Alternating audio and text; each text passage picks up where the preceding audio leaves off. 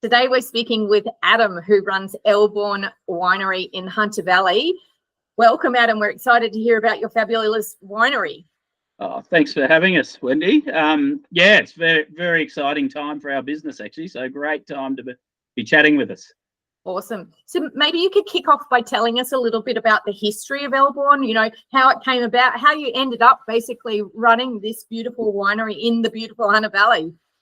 I guess in a nutshell, it was an accident. So we, probably one of those classic stories, but we moved to the Hunter about 15 years ago, so 2009, and there happened to be two small vineyards on the property. So real estate agent said maybe just rip them out because they're so small, not commercial. So, oh, okay. To see, we liked wine, we liked food, that sort of thing. So we thought, oh, we'll have a crack and just make the wine or get the wines made. And as it turns out, they're 40-year-old vines now.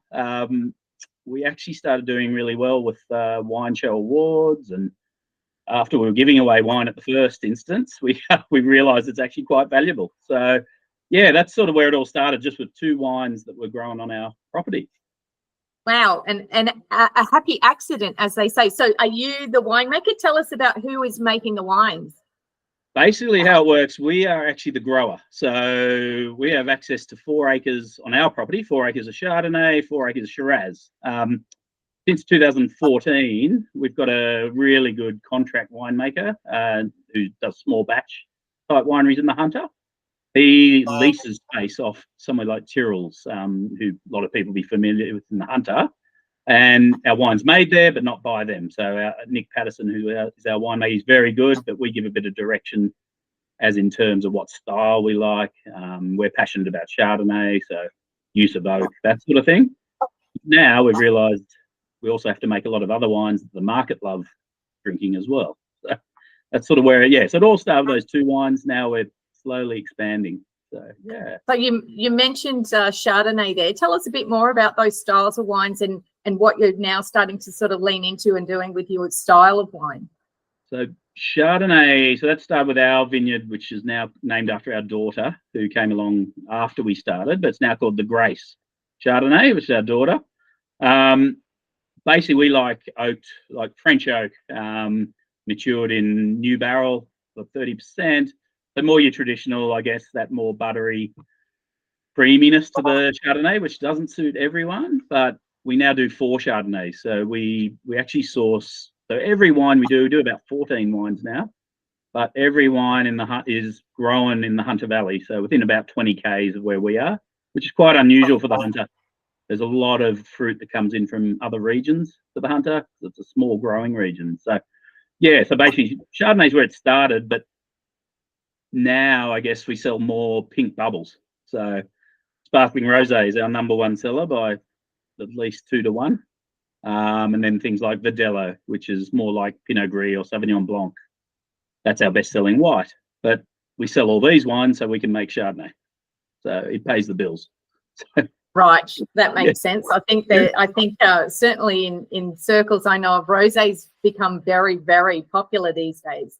Sure is. We've got 3 rosés now. So we've got 1 pink bubbles, which is slightly off dry, maybe 18 grams of residual sugar, but then 2 bone dry French style rosés, Sangiovese, and 1 a white base. So yeah, that's where the market's going. So we have to sort of follow the market a little bit as well. And even with the reds, we're seeing a change in what the market's looking for these days, more your softer food-driven style of reds. So something like Tempranillo is now becoming our most popular red.